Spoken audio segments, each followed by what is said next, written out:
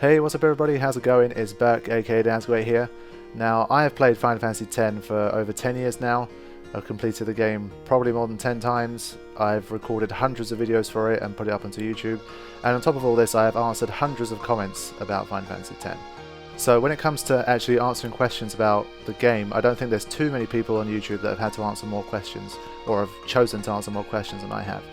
But despite this, there's certain questions that continue to pop up from time to time, and although pretty much everything that's going to be in this video is stuff that I previously addressed either in the comment section themselves or in, particular sections of the walkthrough that I did on the game, I wanted to make one video that had kind of all of them under the same roof, and maybe this will help, maybe this will appear in certain searches and stuff like that. It will make it easy for people to see the answer to some of these common questions that I tend to get for Final Fantasy X. Of course, I mean, there's, I'm only going to cover 10 things here, but there's probably at least 100 more that I could have answered, but I'm just going to pick ones that I think would be good to answer in this video. And it's not just going to be purely gameplay stuff, like, how do I beat this boss? It's going to be stuff that's slightly more story related and related to the world of Spira. And hopefully, there's a few gameplay ones in there, but hopefully this should be insightful. So, of course, there are spoilers for the game here, and there's slight spoilers for Final Fantasy X too as well, so if you haven't completed Final Fantasy X, then you probably shouldn't watch this video, so you have been warned. So, without further ado, let's get on with it. What are 10 frequently asked questions about this game that I want to answer once and for all? So, the first one, and the most common one, that I think I was inspired to make this video because I saw this comment, and this comment was made by someone who apparently knows the game very well and has played it religiously, and they still think that there is time travel in this game. So question number one is there time travel in Final Fantasy X? And the answer to this is categorically no. I'm not going to dive too much into it because I've made an entire video on the timeline of Spira, but I will try to offer a concise explanation of what's going on here. So I think the main reason people are confused about this is because there is a real Zanarkand that was destroyed 1,000 years ago. When Tidus first meets Riku on a salvage ship, she says to him, you can't be from Zanarkand because Zanarkand was destroyed 1,000 years ago. So everyone thinks, oh, Tidus time travelled from Zanarkand from 1,000 years ago. That is not the case. If you remember, near the end of the game, when they're trying to explain, Bahamut's Fayth is explaining everything that goes on in the Macalania War 1,000 years ago, they talk about the idea of people sacrificing their lives to become Fayth for the summoning of Zanarkand.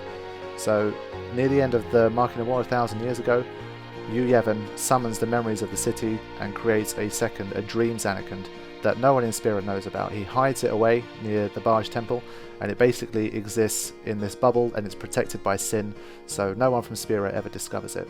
So even though the real Zanarkand is destroyed 1,000 years ago, a dream Zanarkand is born, and that continues to exist for the next 1,000 years. And Tidus comes from this dream Zanarkand. So dream Zanarkand continues to exist, people are born there, they die there. Okay, they're all dreams of the Fayth, but we won't get too much into that. People are born there, they die there, they continue to exist as normal, and Tidus is born in dream Zanarkand 1,000 years after the real Zanarkand was destroyed. So the main thing to take away from this is the fact that Tidus doesn't travel forward 1,000 years. It's almost like interdimensional travel, because Dream Zanarkand is a dream world, and even though it's become a physical manifestation thanks to Yevon summoning, it almost exists in a different dimension, and Tidus travels between these dimensions to get to the real Spira. That's a kind of concise explanation of it. If you want a full rundown of everything, I dedicate a really long video, and I try my best to do a really good explanation of it, so do check out the timeline video if that doesn't make sense. But it is 100% certain that there is no time travel in Final Fantasy X. So with that one out of the way, let's move to question 2. If Auron is dead / unsent, how come he's aged? And I think this is a perfectly valid question, because when you consider what being an unsent means, the fact that you're dead, the rules don't really apply to you anymore, why would these people age? It doesn't really make sense because, whatever. But I think with this one, it's best that I give the commonly accepted answer to this question. I guess you could apply the same thing to Micah as well, because you think to yourself, well, Micah, how come no one's realised that he's also an unsent? But then on the other hand, you've got Yunalesca, who looks as youthful as ever, even though she's 1,000 years old. So, yeah. You might be wondering this. The commonly accepted one, and the one that I think makes the most sense, is going to come down to fireflies. And you're going to be hearing this 1 or 2 more times in this video. But because of the phenomena of fireflies, and the fact that unsent are pretty much made up entirely of fireflies, they're a physical manifestation of the fireflies that are unwilling to go on to the far plane. They are able to manipulate their appearance. So Auron, in order to hide the fact that he's unsent, much like Micah, he's able to manipulate the fireflies in his body to make himself age. And I think the best indicator of this is the fact that Micah looks old as well. So on the one hand, we know that those people who do not choose to age, like Untitled, for example, they can keep their youthful appearances for as long as they want.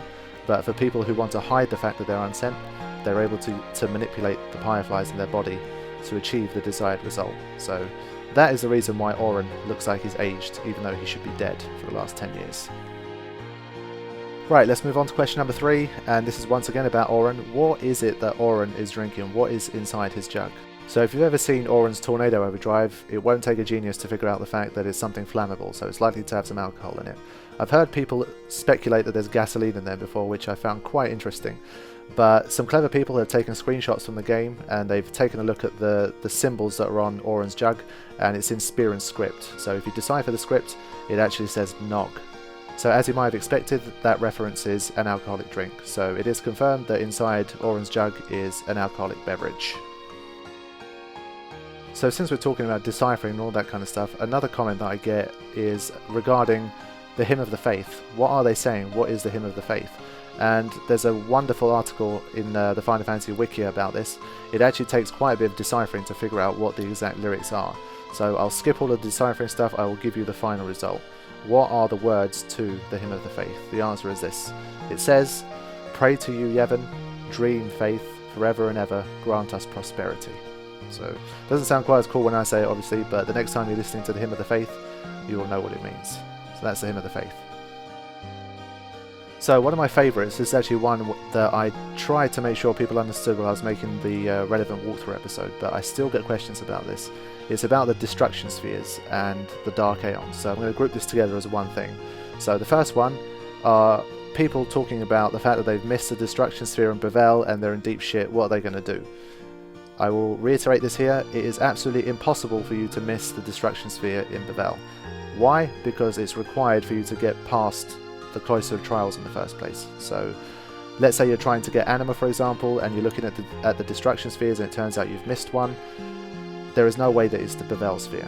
So you can be 100% sure that it's one of the other temples. So obviously you're going to have to remember the fact that 2 of the temples are guarded by Dark Aeons now, especially in the HD remasters.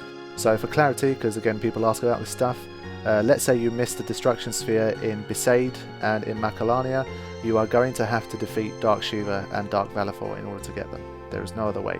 So if you've missed those Destruction Spheres the first time round, and you've got the airship, and you're trying to hunt down Anima, you will not be able to get Anima until you defeat Dark Valefor and Dark Shiva, if you've missed the Destruction Spheres. So that is a must. But Bevelle, you don't ever have to worry about it. So since we're talking about Anima, this leads me on nicely to the next question that I get.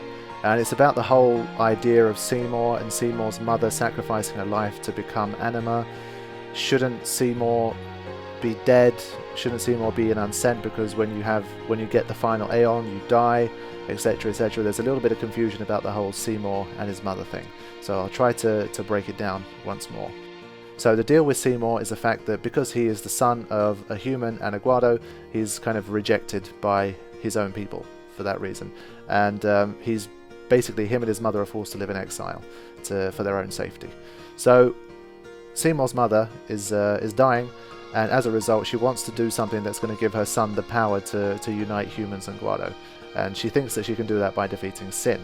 Now for her, the best way to do this is for her to become the final summoning for her son, and for her son to take on and defeat Sin with the Aeon that she is going to become.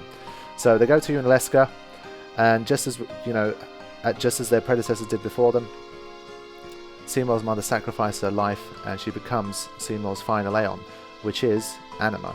So that bit is clear, but Seymour never uses this Aeon to actually take on Sin. And because he doesn't do this, Seymour doesn't die as a result. So you don't die when you receive the final Aeon, you die when you use it to defeat Sin. So after you've defeated Sin, that's when the final summoning will kill Seymour.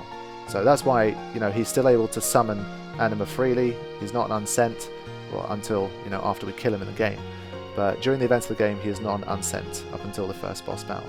So that is a misconception about Seymour and how the final summoning works. So it's not until you fight and defeat Sin that the summoner will actually die as a result of the final summoning.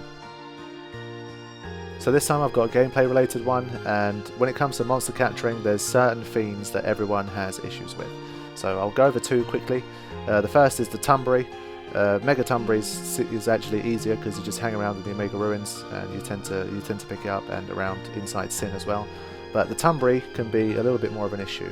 And this one's actually quite simple. If you've never kind of searched for it before, you've had trouble with it, then you might not know, but it's very easy actually. When you go to the Cabinet of the Stolen Fayth, there's two places where you're most likely to find it. The first is the room right at the back, so where the teleport pads are to get you to Yojimbo. And the second place is the green room that's furthest to the right inside the Cabinet of the Stolen Fayth. It's been tested, it's been proven that those are the places where you're going to get Tonberry encounters. So if you're searching for 10 Tonberries, that is the place to look. And the second, another fairly common one that people ask about, is the Simurgh, the bird thing in Jose. And there's been speculation that they appear in the sunnier patches, and I believe that this hasn't been formally proven. That it hasn't been proven through testing that this is the case, but it's believed that the second half of Jose High Road, like fairly near the fork in the road, is a good place to hang out.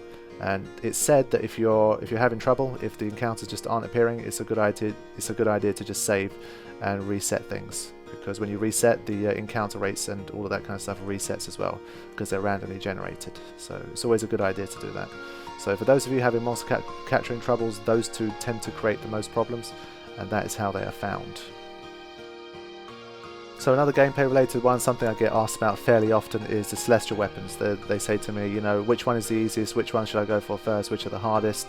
And obviously there is no set answer for this. I mean, there is no definitive answer, but there's certain reasons why some might be more difficult than others. So if you're starting out, if you're aiming to get the celestial weapons for everyone, but you want to know which ones are the easiest, which ones to start with, I would put them into two categories. I'd say Yuna, Riku and Auron fall under the pretty easy route. I mean, those ones are fairly easy to get a hold of, because I mean there's nothing technically too difficult about them, and it shouldn't take you very long to get them.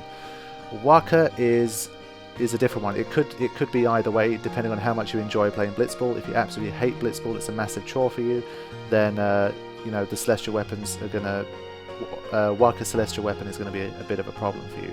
So that one's kind of in the middle, but the three that are far and away definitely in the hard category are Tidus, Lulu and Kimahri. And I would put these as interchangeable because obviously, you know, they have different minigames, and some people are good at some minigames and terrible at others. So for that reason I think they're interchangeable. But for me personally, I find the butterfly minigame really annoying because it's a very time wasty one. You know, you waste a lot of time trying to get it. It's not technically extremely difficult, but it just wastes a lot of time, and there's so many repeat attempts needed that it can cause problems, especially for newcomers. That can be an absolute nightmare. So I would say the hardest is perhaps Kimahri, second hardest is Tidus, and the third hardest is Lulu. And I say that Lulu is less difficult because once you figure out the trick to do with the lightning dodging, which you can see in the commentary walkthrough, then it becomes a lot easier, and it just requires a little bit of patience, and you should be fine. So when it comes to the celestial weapons, that's how I would categorize them, but it's different for everyone. But those three are probably, for most people, the hardest three. Another frequently asked question that I get is to do with the story, and this is another one that doesn't actually have an official answer. It's completely speculation, but I want to make my opinion clear on this again. The question is, how on earth does Jecht get to Spira in the first place? So we've understood the idea that when Sin is Jecht, he transports Auron from Spira to Dream Zanarkand, and then obviously we have the start of the game where Jecht attacks Dream Zanarkand, and he uses that to transport Auron and Tidus into Spira. So we get that side of things. But while Jecht was in Dream Zanarkand, I mean, Sin is some unrelated, you know, there's someone else, there's another final Aeon at its core. How the hell did Jecht travel to Spira? That doesn't make sense. And it's perfectly valid because all we're told is the fact that he goes out for training in the sea one day and he never comes back. So this leads us to think that it's completely just dumb luck. There's pretty much no other explanation for it. Jecht is out at sea training and Sin gets too close. So he gets too close to Sin, however far out he must have been. He gets too close to Sin, and because we know of the whole idea that you have to either be a dream of the Fayth or you have to be an unsent to make the journey from Dream Zanarkand to Spira. Jecht is someone who pretty much just through dumb luck ends up pretty much running into sin and getting himself transported to Spira. Now this leads me to think that there's probably other people in history from Dream Zanarkand that have made the same journey, but maybe the whole the whole idea of sin's toxin, they lose their memory, so they forget that they were ever from Dream Zanarkand, or no one believes them. That you saw Jecht when Braska found him. He was just like a crazy man saying that he was from Zanarkand. If Braska had never arrived there, maybe he would have just been dismissed as a total nutcase and probably just kept in the cells. So for the question of how does Jecht get to Spira, this is a perfectly valid question. There is no good answer for it other than just dumb luck. So if you have any other suggestions, any other theories as to how Jecht did it, please let me know in the comments, because I'd like to hear it as well. So now is another one of my favourites. The question is, how can they breathe underwater? So you see everyone playing Blitzball. It's played inside a sphere of water, so these guys are holding their breath for a crazy amount of time. They're getting pushed around, they're getting kicked. How the hell are they doing this? How is this possible? And it's going to be your favourite answer. The answer is fireflies. So once again, there's no kind of big time official scientific explanation of how fireflies work in the game, but it's made clear that it is the fireflies that can do it. And the interesting thing about it is obviously everyone has fireflies within them, because they are pretty much the life force, the soul inside every living being in Spira. But what we see is that some people aren't able to do it. So in Final Fantasy X-2, you see Yuna trying to learn to hold her breath underwater. So what we do know is that some people, I guess, are genetically more predisposed to be able to hold their breath for a super long time, and some people have better control over the fireflies, and it takes an increased amount of training. So these blitzballers that can spend all this insane amount of time underwater, it takes a lot of hard training to be able to do it. But the answer is fireflies. There is pretty much no other explanation for it. So that's how they're breathing underwater. So just a quick audio note here. The thing that I mentioned about fireflies and being able to breathe underwater, I think that that's something from the Ultimania. So there's never anything in the game, there's not a specific line to back this up, but it's in the official Ultimania guides. But what kind of interested me just thinking about it again is the fact that Yuna's training, and I think she can hold her breath like 2 minutes or something, but then you're able to recruit her as a blitz player in Final Fantasy X too, so she has to hold her breath for well over 5 minutes while engaging in physical contact, where she gets like pushed about by defenders and stuff as well. So I'm not so sure about it. So I don't think training is such a big aspect. It seems to be, I think it's like 80% fireflies and 20% training, because it seems like anyone can be a blitzer if they apply a little bit of training to get it done. Alright, so the final frequently asked question is a little bit of a crossover between Final Fantasy X and Final Fantasy X-2. So this is a minor spoiler for X-2, because what I'm about to say is made pretty obvious, but just in case you don't want to hear absolutely anything about X-2, then stop listening now. But obviously we have Shuyin in Final Fantasy X-2. He resembles Tidus a lot, so much so that Yuna's willing to go on this journey to try and find him. And obviously the question is did Tidus used to be Shuyin? So is Tidus like a manifestation of Shuyin? And once again, there is no official documentation, there is no official line that says yes, Tidus is the descendant of Shuyin who used to live in the real Zanarkand. But based on everything we've seen, there is a strong possibility that Shuyin was someone who did live in the real Zanarkand. We know that he lived in the real Zanarkand. And Tidus, the fact that he resembles him so much, they have similar moves, when they have the sword. I don't know if it's just, a gameplay quip that they've done just to remind you of Tidus, but they have the same moveset, they wear very similar clothes, they have a similar look, and they sound similar too. So the idea here is that Dream Zanarkand obviously is made up of the memories of the Fayth.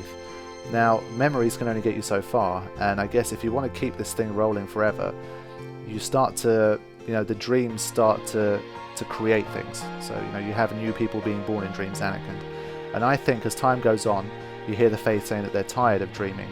The dream starts to kind of break down over time. So every time you have a new descendant, either you have a new descendant of someone, so new people are born in Spira and they give birth to more dreams, it gets very confusing. Either that, or you have a never-ending loop where things get reset to the beginning again. But either way, whichever way you're looking at it, as time goes on, let's just take the loop theory for example. Every time this happens, I guess they are less and less able to recreate Zanarkand with perfect accuracy. So the people who live there, they become more and more of a shadow of their previous selves. So from that logic, you could say that Tidus is, after 1,000 years of existing in Dream Zanarkand. The Fayth have been doing all of this dreaming, and Tidus is the shadow, the kind of what Shuyin has become as a result of these dreams that have run free and been left to kind of do their thing for the last 1,000 years. So it is very much possible that Tidus actually was Shuyin once. So there we have it. That's some frequently asked questions for Final Fantasy X. I could have probably made a list of 10 or 20 more, but I don't want the video to be super long, and you know, there's no end to it. So these are some of the ones that I got most frequently and the ones that are most fresh in my mind. So I hope this was helpful for you. You know, if you're someone that's a little bit more new to Final Fantasy X, you haven't done too much research, you haven't watched too many, you know, video guides or read too many walkthroughs or FAQs, that kind of stuff. Hopefully this has answered some of the most common questions that you could run into during your time kind of getting to know Final Fantasy X better. So depending on how things go, maybe I'll make something like this in the future, but these are kind of the core questions that I wanted to answer with this video. So thanks for watching, guys, and hopefully I'll be back with some more stuff in the future. Take care.